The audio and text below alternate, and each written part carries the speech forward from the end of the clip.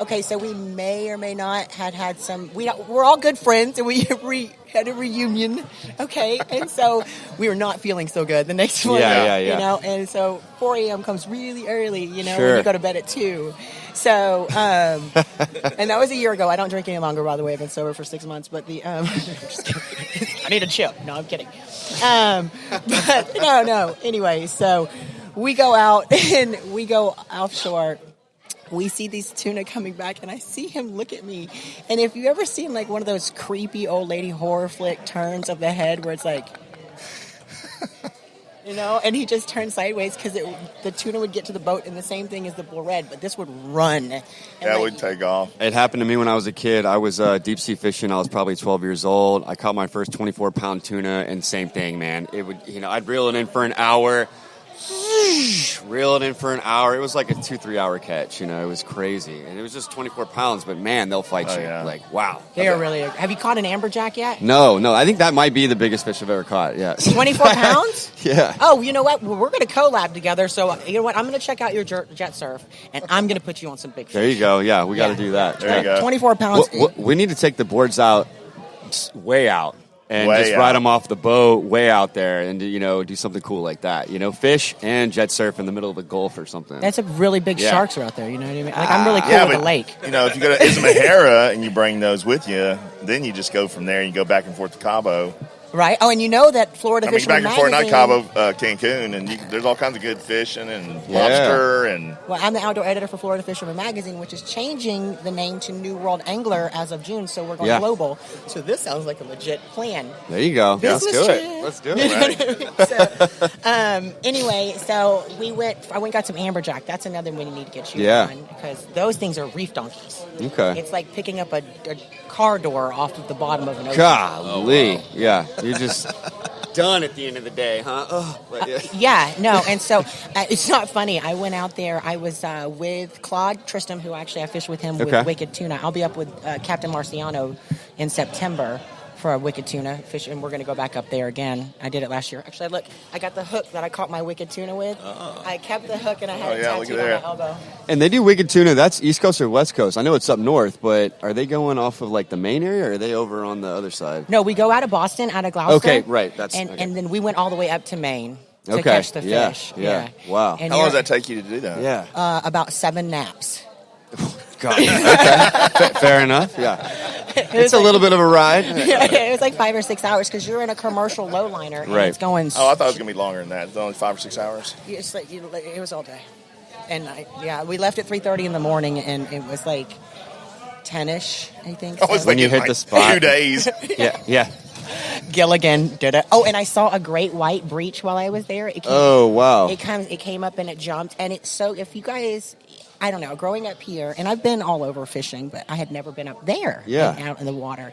And it's black. The water, it looks Really? black. I try to tell people that. I did not know that. I went across the Atlantic on the Eisenhower, and I try to tell people you don't realize how dark blue the ocean gets when you're leaving and getting out in the middle. It's the bluest blue you could ever see. Well, the blue is in the out there, but when you get up there, the bottom surface of where we were at, it was more like a stone. You know what I mean? And it was dark stone, and then it had it was super foggy. So it just made It everything was just so Stephen no King. light, It was so Stephen King, right? And I'm like, oh God. And I think my captain, I was not with the Wicked Tuna guy that day. Okay, just so you know, it's another guy, and I'm quite sure he was drunk. As a matter of fact, he told me he was drunk and asked me if I wanted to drive. He told you he was drunk. He was really drunk. Right? And I was like, and so I was like, and this is before we left the harbor. I was like, I've made some bad decisions in my life, and this is probably on the top. So anyway, we go, but we got some good footage, and so we go out there, and it's so Stephen King, and I'm like, so this is it. I die with all these Yankees. You know what I mean? So, Die to Castle Rock. And then, and then this great white jumps, and it breaches. And when it breached, I got some snaps of it, I got some pictures, but you don't realize how massive they are until you're in a little bitty boat, right, looking at it. So. And you're like, man, if this thing wanted to breach my boat, it really could. It could just. Oh, yeah. Yeah. Yeah. There's what's that movie Deep Blue Sea? You know, where he jumps up or whatever. You know, that went through my head too. Like I need to stop Netflixing it when I go home. You know. So this was a full size great white. Oh wow. No. Yeah, I've never seen I don't think one breech or even full size great white. I've seen a couple hammerheads that are pretty big, but yeah. I wanted to yelp National Geographic after that trip because I don't understand why people get bit by hammerheads, because you can it has two handles you can kind of grab. That's just what I'm thinking. Well, if you're in this black water, you weren't. I can see Quentin wrestling a hammerhead right now. Like, oh my god. Pop him in the eye a couple times. Oh no. Oh. That's PETA's going to call their station here later afterwards. No. I would never hit a hammerhead in the eyes. I'm just saying, unless it was trying to bite me. Yeah, PETA gets onto my page a lot. So, because I do a lot of... Because we've eaten tuna hard lives. We do. We eat tuna hard. And he's went with me, too. We took out shot a stag. Well, we tranked a stag, actually, and I gave it medicine, so PETA should be happy about it. Yes. And then we shot a scimitar oryx. We've done a lot of hunting and fishing together, so... Very cool. I bring Quentin all our places. Freed a turtle, I think. Didn't you free your turtle? Is this an innuendo? I don't know. Anyway, so I fish everywhere, and I try to encourage women and children to fish. Is what it is. I have my own fishing rod line coming out. I'm signed with Old 18, so I've got 8 rods coming out. Busy girl. It seems like there's a lot going on. Man, the fishing thing is like. Wow, that world seems like there's a lot going on. I mean, it's active. Oh yeah, actually, I interviewed Gerald Swindle, which is the number one of the top bass fishermen, right? A few weeks, actually a month ago, in Lake Gunnersville. But Kevin Van Dam, who is also like the number one bass fisherman, he was just giving an interview, and he was talking that 10 million new individuals have came into the fishing industry. We have 10 million new people that have entered into the fishing arena that have never fished before in the last year alone due to COVID. Right. Yeah, I can totally see about that on the show. Yeah, how COVID has really brought more people outside. And the boating, fishing. Recreational activity. Biking, just running trails. I mean, all that kind of stuff that people weren't doing that often. Now it's a every weekend thing. So yeah. Well, I shouldn't probably say this. I'm probably drunk. Actually, I think I saw Hanna-Barbera with a thing on it, but I know for a fact that a few of my friends in the outdoors, just name drop somebody, all just did a commercial with Mountain Dew, and they're shooting an outdoor, and Mountain Dew has a new program they're about to run. I may get in trouble for dropping this. Actually, I don't have an NDA. I'm going to say it. You heard it here first. First on Weekends on the Water. Start saving all of your entrances into parks. Start saving your hunting and fishing license fees. All of that. Get the receipts for everything. Any admissions that you go to. Mountain Dew is running a campaign.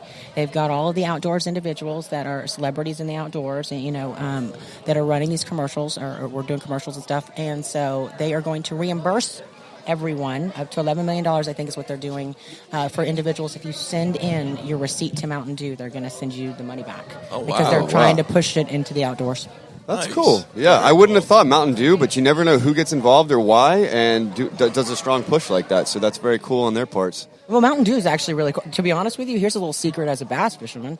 We all keep Mountain Dew in our boats. Okay, so this is a known thing then. See, if you're on Mountain Dew probably not going to like this, but you use it because if you gut hook a fish or you cut it on the inside, Mountain Dew itself, there's something in the composition of that drink itself. If you pour it down the throat of the fish, it actually cauterizes the wound, and it seals it, and it stops bleeding. Oh, man. Really? Mm-hmm. That is interesting. Some the pH level or something, yeah, right? Yeah. True story. I've saved so many fish doing that. Wow. And people, that's a common practice, huh? For those of us that keep on the know, you know what I mean? Sure. But now everybody. Yeah. Now everybody knows. There's a serious pro tip from Heather Smith. There you go. Yeah, awesome. It does work. It really does work. But so what about your sponsors? What about? I have Old 18, so I've got my rods coming out. I also have. I hate you right now. Anyway, and I have a little kid's rod coming out too, called the Little, because that's what I call my kids. Okay. Awesome. That's awesome. So, and then I'm with Real Wicked Fishing Apparel. Real Wicked. And so, and I have my own clothing line with them as well too. So it's the HSO signature line, and the Littles have kids clothes with them too now. That's cool. Yeah. They got involved in that. Yeah. So, and why not? They got to wear stuff too. So yeah. She's wearing it right now. So our logo for HSO is Fish Like a Girl. Oh, cool. I like Yeah. that shirt. That's a good looking Yeah, shirt. that's cool. Yeah. So the logo is Fish Like a Girl, and it's really funny because you see a lot of people now tagging it all the time, Fish Like a Girl. So it's really cool to see the brand growing. Yeah, yeah. Sometimes that's how it takes off like that. So Yeah, and then you see guys are like, now I'm like, I need a fish like a girl, So I'm like, do it. So I'm having fun with it. good deal. Well, congratulations to all your success and just, how you got into fishing and how it's just taken off and you've just taken the bull by the horns with it. It seems like, so. I love it, and and I think you're obviously an owner and proprietor, right? And you founded this, so you know what it's like. I found something that I love, okay, and I fell into it by chance, and I think because of the way that I got into it so much, I think the best way for me to say is, and even with the Big Ass Crawfish Bash, taking fishing is very cathartic and very helpful for people with emotional, so healing.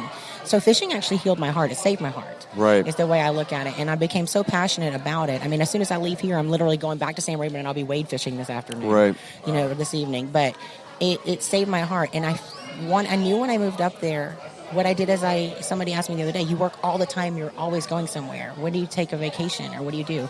I said, I don't need a vacation from a life that I created because I wanted this. So I don't need a break from this. This is what I love to do. You love what you do and you're passionate about it. Yeah, you don't mind doing it at all. So yeah. Right. Except for that great white incident, that was a little freaky.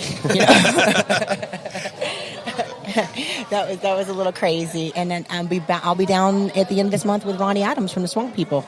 And we got to get you to come back on the show in the Jet Surf Houston studio and give us some updates and new things that are going on and more pro fishing tips and things like that. So figure out a date for that. Let's see what happens next Friday. And maybe we'll get you on a board as well. I was going to say next Friday I'm down for a board. You're talking an adrenaline junkie. I just hopped on an alligator last week. You know what I mean? There you go. One of my trainers just wrangled a gator in his little bayou by his house. So yeah, it's crazy. He's like a 5-footer. I was impressed. That's what we tried to do last week. I was with Nate. I was with Diggy from Naked and Afraid. Yeah. And the gator ran from us. Wow. Smart gator. Well, hey guys, I'm probably gonna have to end it here. Thank you so much for coming on the show. I got to get over to Lagomar Lagoon. We are doing lessons over there with the boards today. So thank you so much, Quentin, for coming on the show, talking about Big Ass Crawfish Bash. Thank you, Heather. Thank you. Thank you. Yeah, I was going to say thank you guys for having me on. Hey, Heather, how do people follow you? Is there Instagram, Facebook? Yeah. About that. Hold on. So, I'm on the Discovery Channel. You can look up the Elite Fishing League. You can go to the Hunt Channel, look at Heather Smith Outdoors. There's Heather Smith Outdoors on YouTube. There's Heather Smith Outdoors on Facebook. There's Heather Smith Outdoors on Instagram. Don't get on my personal stuff. Back off. No, I'm just kidding. Is that all the shows? And Florida Fisherman Magazine. I'm the outdoor editor for Florida Fisherman Magazine. And that's it, I think, right now. I'll be working with Texas Fish and Game, but I think that's next week. Excellent. Yeah. All right. Well, and you're off to Lagomar right down the road? I am, man. I got to go over there and start doing lessons. And, all right. Get wet. Yes, sir. All right. Thanks, guys. It's Weekends on the Water. Thanks for listening to today's show, the official podcast of the waterfront capital of Texas. Sponsored by Water. Water. Much better than drinking sand. Weekends on the Water. Weekends on the Water. With Jordan Davlin of Jet Surf Houston and Scene Magazine publisher John Ennis.